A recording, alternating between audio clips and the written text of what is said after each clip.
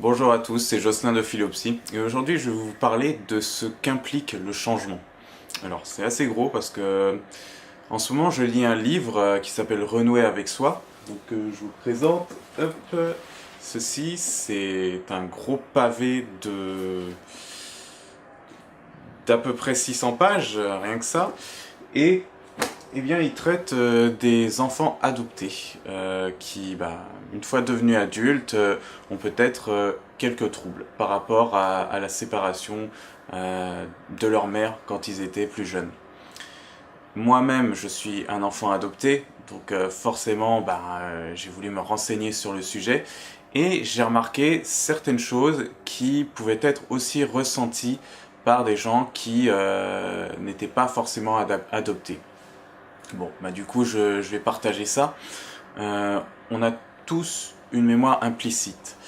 Une mémoire implicite, qu'est-ce que c'est? On peut vivre, par exemple, là je vais vraiment dire ça grossièrement, on vit un traumatisme, par exemple, et puis on ne s'en souvient plus.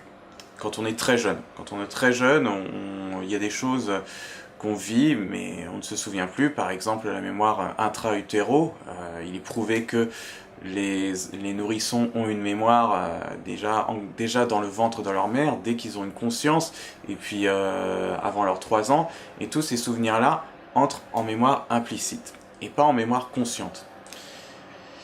Ce qui fait qu'ils ne peuvent pas revenir à ces souvenirs d'avant 2, 3 ans ou 1 an. Ou alors c'est très compliqué. C'est pour ça qu'on oublie justement notre vie à ce tout début. Mais par contre, ils pourront ressentir encore les émotions de ce qu'ils ont vécu. Dans le cas d'un traumatisme, ça pourrait se traduire comme une réaction exagérée face à une situation de la vie quotidienne. La plupart des gens face à une situation de la vie quotidienne, par exemple une situation un peu anxiogène, ils vont juste être un petit peu anxieux, mais ils vont passer au-dessus, et d'autres, ils vont bloquer dessus et vraiment se sentir presque paralysés de l'intérieur. Voilà. Et sans qu'ils ne puissent pour autant l'expliquer. Ils n'auront aucune explication, vu que c'est en mémoire implicite, il n'y aura pas d'image à laquelle se référer, aucun souvenir.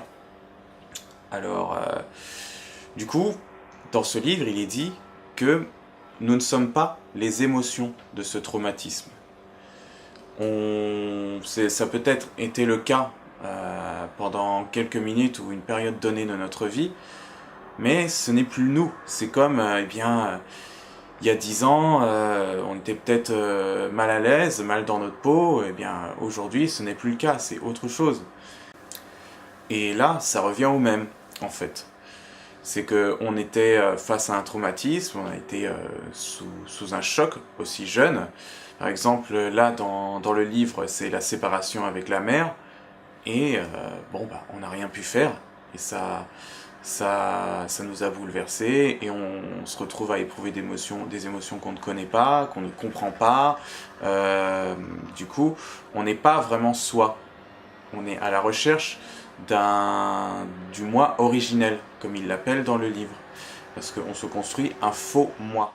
Bien sûr, dans les gens non adoptés, il y a la blessure de l'abandon. Il y a plusieurs blessures, celle du rejet, de l'abandon. Et c'est la même chose. Elles vont se construire un faux moi pour les autres.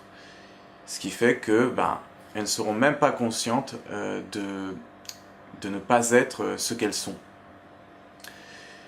Ça peut paraître assez alarmant, mais au final c'est encourageant d'une certaine manière de savoir que on n'a pas à se référer aux idées reçues qui sont de toute façon on ne change jamais une personne, chasse le naturel il revient au galop, on est ce qu'on est. Ça c'est des bêtises du coup, parce que quand on va à la recherche du vrai soi par une démarche de développement personnel, on a des prises de conscience, on se rend compte que nous ne sommes plus nos émotions, nous sommes autre chose, et ça rejoint la théorie du livre On est foutu, on pense trop, de Dr Serge Marquis, qui dit que c'est notre ego qui nous domine, et l'ego s'accroche particulièrement aux émotions, et comme il le dit, nous ne sommes pas notre ego. L'ego est une invention fictive et sociétale qu'il y a en nous, et par laquelle on a décidé de se nourrir parce que l'être humain est de base attiré par les émotions fortes. Ce qui fait que on peut rejoindre les deux théories, la théorie de renouer avec soi et celle de l'ego. Nous ne sommes pas notre ego, nous ne sommes pas nos émotions qui ont été ressenties à un moment donné de notre vie. Nous sommes autre chose, et justement c'est cette quête d'autre chose. De plus, j'ai l'impression, et puis j'ai toujours eu l'impression que cette manie de dire que on ne change pas, c'est un peu des phrases dites par les gens qui justement ont peur de changer ou ne veulent pas changer. Le message c'est que ne vous laissez pas avoir par des idées reçues comme ça. La vérité, la vraie, c'est la vôtre et c'est ce que vous en ferez qui sera important. Parce que ce que peuvent vous dire les autres à l'extérieur, c'est une référence. Mais quand vous avez compris que votre faux moi vous vous êtes référé à l'extérieur pour construire votre faux moi et que vous en êtes aujourd'hui à justement commencer à structurer votre vrai moi, le moi originel, eh bien tout ce qui sera dit en dehors de vous, ce seront juste des choses, vous prendrez note, mais vous n'irez pas plus loin. Vous prendrez note si vous voulez, vous appliquerez, mais si vous voulez pas, vous appliquez pas, voilà. Je donne une illustration, il y a 4 étapes face à une émotion forte. C'est d'accepter qu'on la ressent, déjà, puis se raisonner, se poser la question, quand on est sous une émotion forte, on a envie d'agir en conséquence directement. Mais justement, il y a la réflexion qui est là pour dire, si on agit, est-ce que ce sera bon pour nous ou est-ce que vaut mieux pas, justement. Et sinon, assumer cette conséquence. Assumer la conséquence du fait de... je me laisse porter par cette émotion, je fais comme si j'étais cette émotion et puis voilà, grosse bêtise. Ou alors, je décide de respirer un bon coup, de prendre conscience que ce n'est pas moi et que je sais que dans le fond, je ne veux pas être sous le contrôle de cette émotion. Dans le fond, je ne suis pas ça. Voilà. Du coup, c'est une perspective encourageante pour l'évolution de chacun. Et je trouvais important de le partager dans une vidéo.